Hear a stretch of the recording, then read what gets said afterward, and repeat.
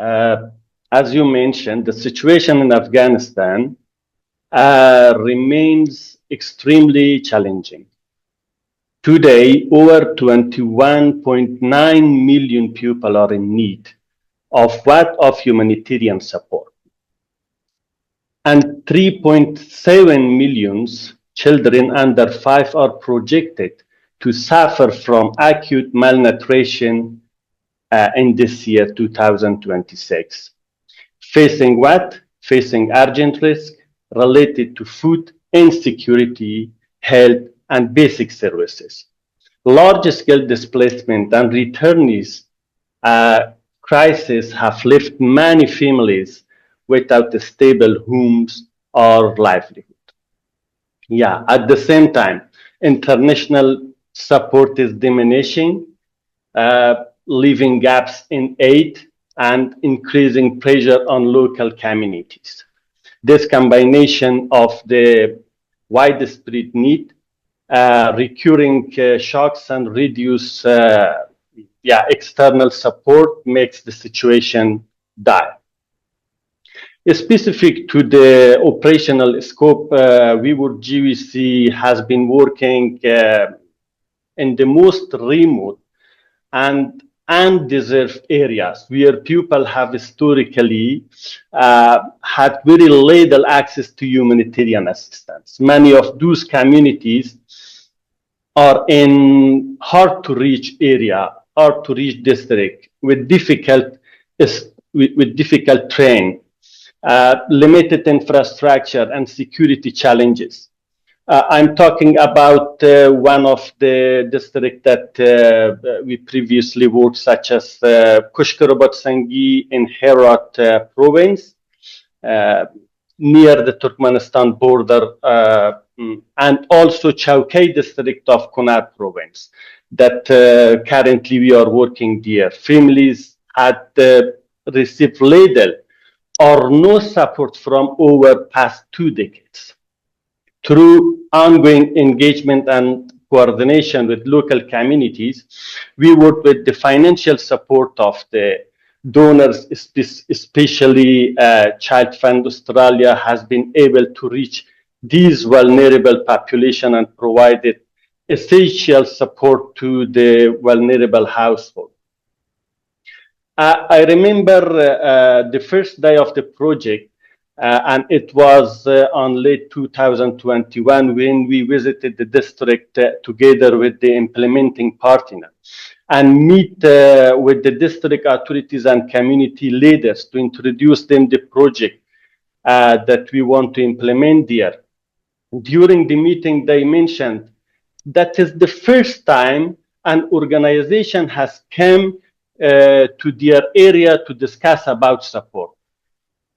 Really. During this meeting, fortunately, we found time to introduce them the project, the donor, type of assistance, criteria, and everything. And I remember that one criteria was highly vulnerable widow-headed household with the high number of children. Representative from the villages expressed their appreciation on that time, I remember, to the ChildFund Australia and WeWorld and other donors for reaching out to support them during such difficult times. Day by day, the situation among communities unfortunately worsening due to the reduction of available funding, the influx of returnees from neighboring countries, lack of employment opportunities, and increasing number of children begging in the street, among other challenges. As I mentioned earlier, many areas remain undeserved, where little or no humanitarian assistance has reached, and limited attention has given to their needs. Women and girls are among, the most vulnerable categories that are suffering from these factors.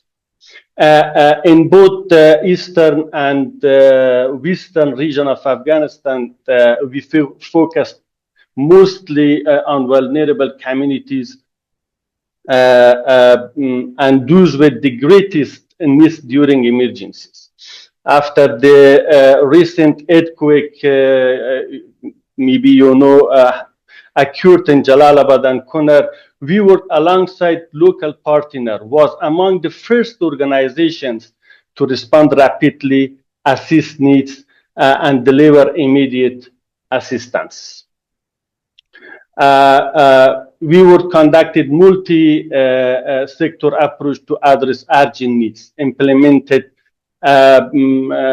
projects such as Cash for Food, Earthquake Emergency Response, Safe Path Prosperity, Girls Entrepreneurship Program, and strengthening food security and disaster preparedness.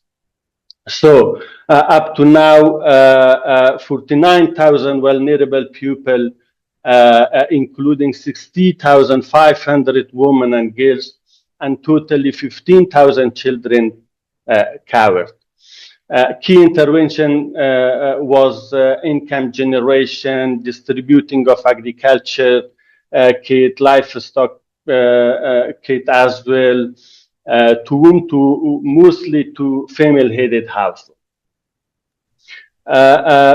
Our work focused on reaching the hard-to-reach area. Yeah, as I mentioned before. As you are aware, since last year, a large number of families have been pushed back from Iran to Herat of Afghanistan. And this process is still going on. The same situation occurring in returnees from Pakistan. At the same time, the decrease in funding has created deep hopelessness, unfortunately, among those who are struggling to meet their most basic human needs. During our visit to the border area and the camps, many families reported that they have no food to eat, no proper clothing for their children, and no shelter to live in. They are living in extremely difficult condition, with no protection, with little hope for the future, or the possibility of sending their children to schools. Thank you. Over to you.